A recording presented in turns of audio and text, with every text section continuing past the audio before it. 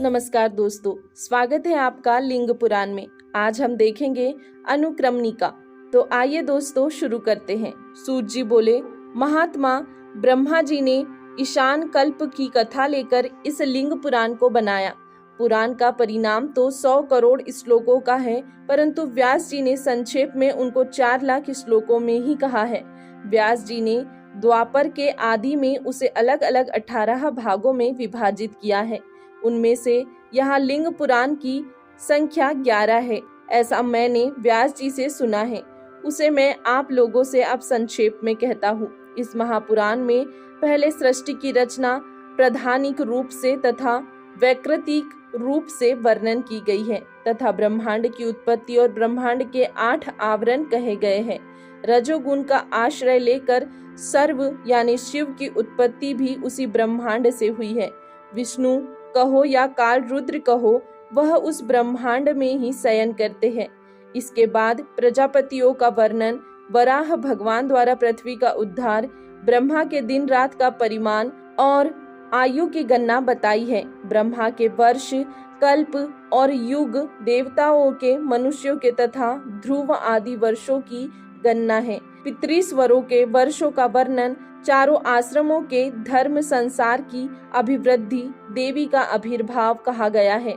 स्त्री पुरुष के जोड़े के द्वारा ब्रह्मा का सृष्टि विधान, रोदानांतर के बाद रुद्र के अष्टक का वर्णन, ब्रह्मा विष्णु का विवाद, पुनः लिंग रूप से शिव की उत्पत्ति का वर्णन है।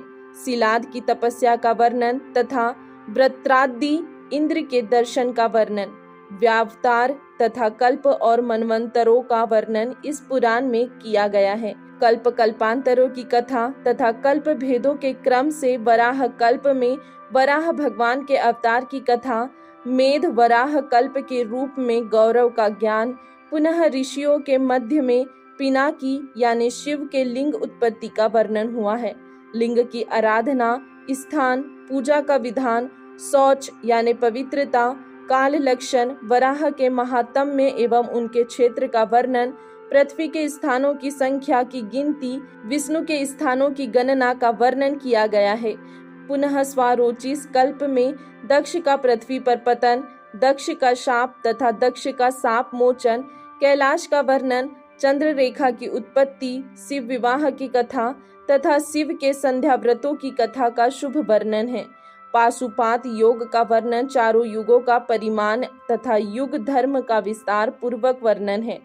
शिव जी के द्वारा पुत्र उत्पत्ति तथा मैथुन के प्रग से जगत के नाश का भय, देवताओं को सती का सांप, विष्णु भगवान द्वारा रक्षा होना, शिव जी का वीर्योत्सर्ग, स्कंद का जन्म, ग्रहण आदि पर्व में शिवलिंग को स्नान कराने का फल, शुद्ध घी का विवाद, दधीची और विष्णु की कथा, नंदी नाम वाले देवाधिदेव महादेव की उत्पत्ति, पतिव्रताओं का आख्यान, पशुपाश का विचार, प्रवृत्ति लक्षण तथा निवृत्त लक्षण का ज्ञान, वशिष्ठ के पुत्रों की उत्पत्ति तथा वशिष्ठ के पुत्र महात्मा मुनियों का वंश विस्तार, राजशक्ति का नाश, विश्वामित्र का दुष्ट भाव तथा कामधेनु का बांधा जाना, वशिष्ठ का पुत्र शोक, अरुंधति का विलाप, स्नुषा का भेजा जाना, गर्भ स्थित बालक का बोलना, पाराशर, व्यास, सुखदेव जी का अवतार, शक्ति पुत्रों द्वारा राक्षसों का विनाश, पुलस्त्य की आज्ञा से देवताओं का उपकार, विज्ञान और पुराणों का निर्माण का वर्णन इसमें है। लोकों का प्रमाण, ग्रह नक्षत्रों की गति, जीवितों के श्राद्ध का विधान, श्राद्ध एवं श्राद्ध योग्य वर्णनों के लक्षण, पंच महायज्ञों का प्रभाव और पंच यज्ञ की विधि, रजस्वला के नियम, उसमें नियम पालने से पुत्र की विशेषता, मैथुन की विधि, क्रम से हर एक वर्ण का वर्णन, सभी के लिए भक्ष्य अभक्ष्य का विचार, प्रायश्चित का वर्णन विस्तार से किया गया है। नरकों के तस्करों का वर्णन तथा कर्म के अनुसार दंड का विधान और दूसरे जन्म में स्वर्गीय तथा नारकीय कर्मों का ज्ञान, नाना प्रकार के दान तथा प्रेतराज के पुर का वर्णन, पंचाक्षर, रुद्र तथा कल्प महात्म्य, वृक्षासुर और इंद्र का महान युद्ध, श्वेत मुनि और मृत्यु का संवाद तथा श्वेत मुनि के लिए काल का नाश तथा देवदारू वन में शिव जी का प्रवेश, सुदर्शन की कथा, संन्यास के लक्षणों का वर्णन हुआ है।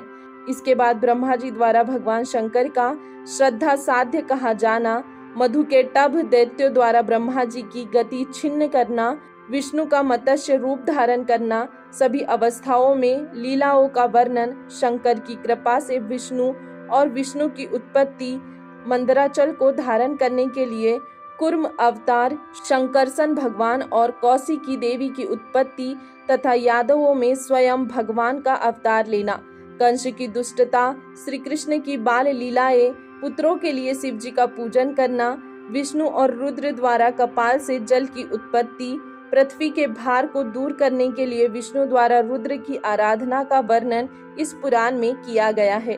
पूर्व काल में वेणु राजा के पुत्र पृथु द्वारा पृथ्वी का दूहा जाना, भगवान द्वारा भृग मुनि का सांप धारण करना, देव तथा दानवों को भृगु का सांप, श्री कृष्ण का द्वारका में निवास, लोक कल्याण के लिए दुर्वासा के मुख से सांप ग्रहण करना, वृष्णि अंधकों के नाश के लिए ऋषियों का सांप, एरक तथा तोमर की उत्पत्ति, एरक की प्राप्ति पर यादवों में विवाद, युद्ध और उनका नाश, श्री कृष्ण का जाना, मोक्ष धर्म वर्णन, इंद्र, हाथी, मृग रूपी धारी अंधक, अग्नि और दक्ष का वर्णन, आदि देव ब्रह्मा जी, कामदेव और दैत्यों का वर्णन इसमें आया है।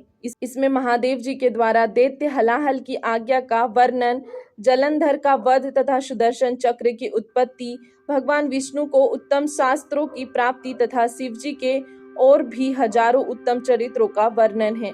ब्रह्मा, विष्णु और महान तेज वाले इंद्र के प्रभाव का वर्णन है।